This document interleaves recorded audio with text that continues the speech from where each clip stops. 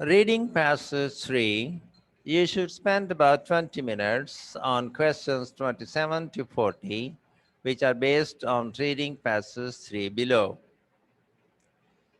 Chelsea Rockman, an ecologist at the University of California, Davis, has been trying to answer a dismal question: is everything terrible, or are things just very, very bad? Rockman is a member of the National Center for Ecological Analysis and Synthesis and Synthesize and Synthesis Marine Debris Working Group, a collection of scientists who study, among other things, the growing problem of marine debris, also known as ocean trash. Plenty of studies have sounded alarm bells about the state of marine debris. In a recent paper published in the journal Ecology, Rockman and her colleagues set out to determine how many of those perceived risks are real. Often, Rockman says scientists will end a paper by speculating about the broader impacts of what they found. For example, a study could show that certain seabirds eat plastic bags and go on to warn that whole bird populations are at risk of dying out. But the truth was that nobody had yet tested those perceived threats. Rockman says there wasn't a lot of information.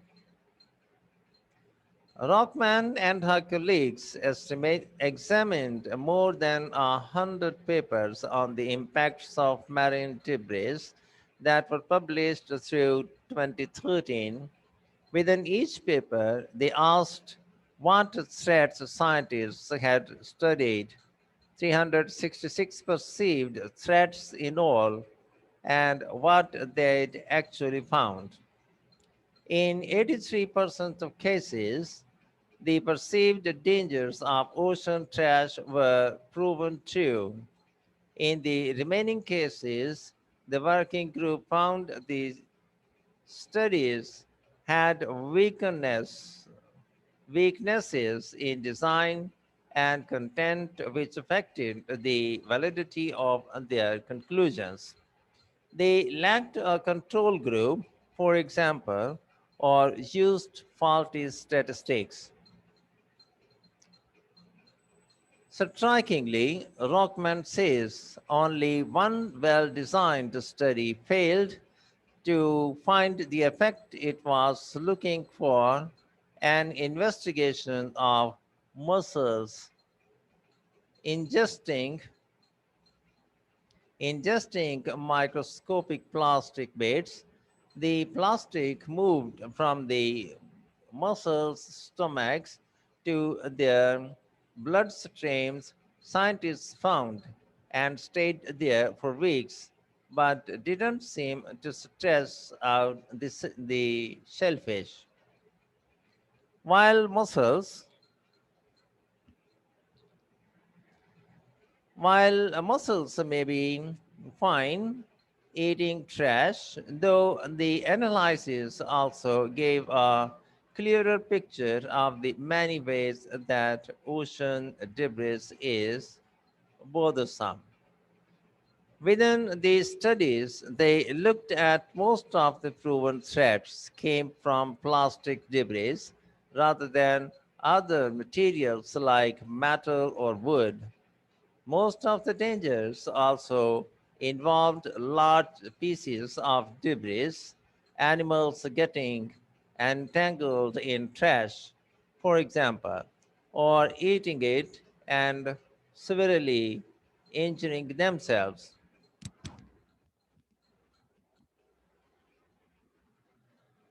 But a lot of ocean debris is microplastic, or pieces smaller than 5 millimeters.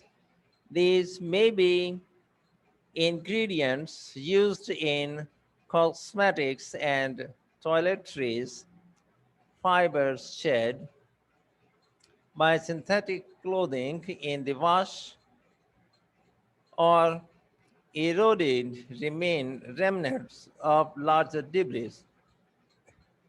Compared to the number of studies investigating large-scale debris, Roman's group found little research on the effects of these tiny bits. There are a lot of open questions still for microplastic, Rockman says, though she notes that more papers on the subject have been published since 2013, the cut-off point for the group's analysis.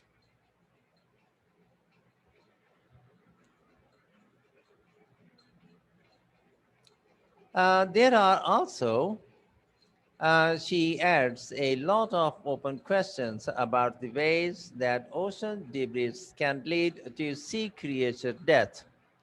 Many studies have looked at how plastic affects an individual animal, or that animals' tissues or cells rather than whole populations. And in the lab, scientists often use higher concentrations of plastic than what's really in the ocean.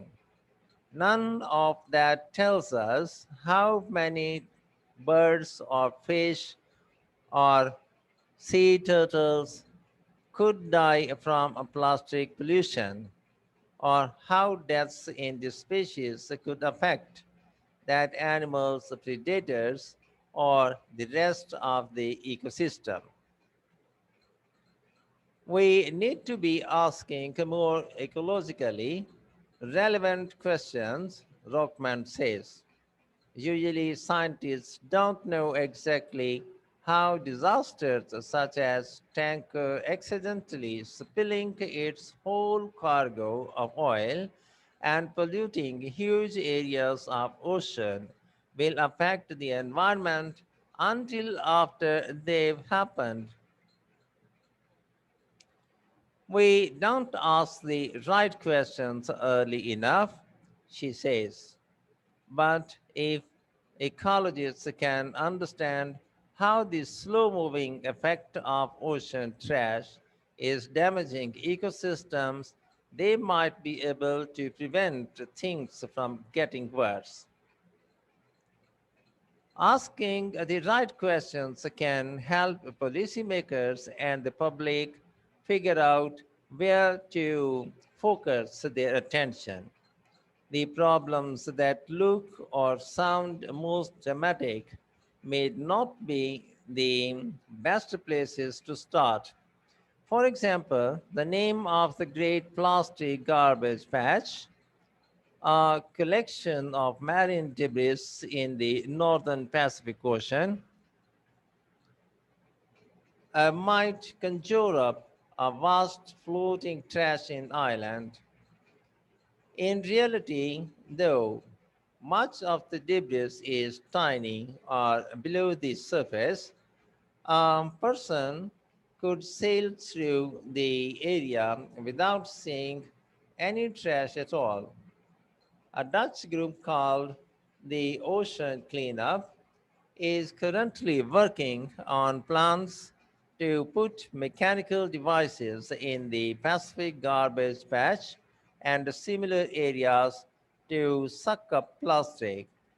But a recent paper used simultaneous simulations to show that strategically positioning the cleanup devices closer to shore would more effectively reduce pollution over the long term. I think cleaning up some of these misperceptions I think clearing up some of these misperceptions is really important, Rockman says. Among scientists as well as in the media, she says, a lot of the images about standing and entanglement and all of that cause the perception that plastic debris is killing everything in the ocean. Interrogating the existing scientific literature can help ecologists figure out which problems really need addressing and which ones they'd be better off, like the muscles absorbing and ignoring.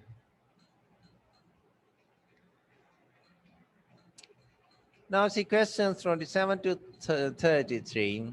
Do the following statements agree with the information given in reading passage 3?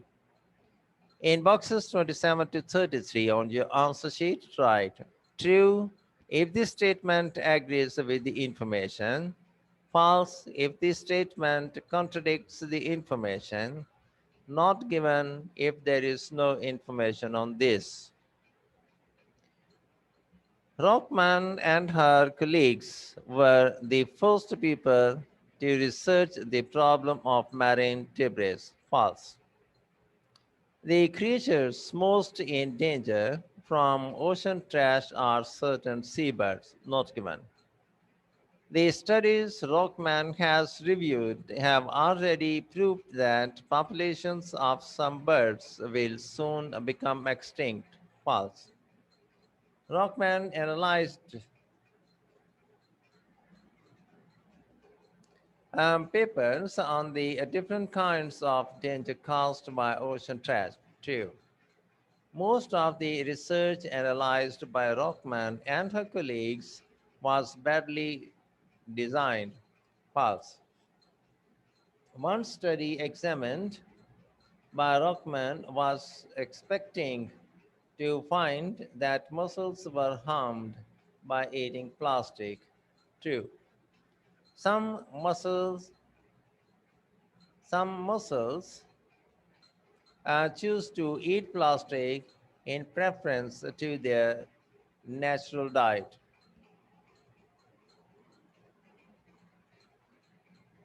These are mussels, so this is maybe a species because the spellings are different. M-U-S, M-U-S-S-E-L-S, mussels.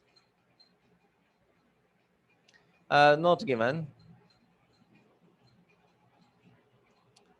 Okay. Question 34 to 39. Complete the notes below.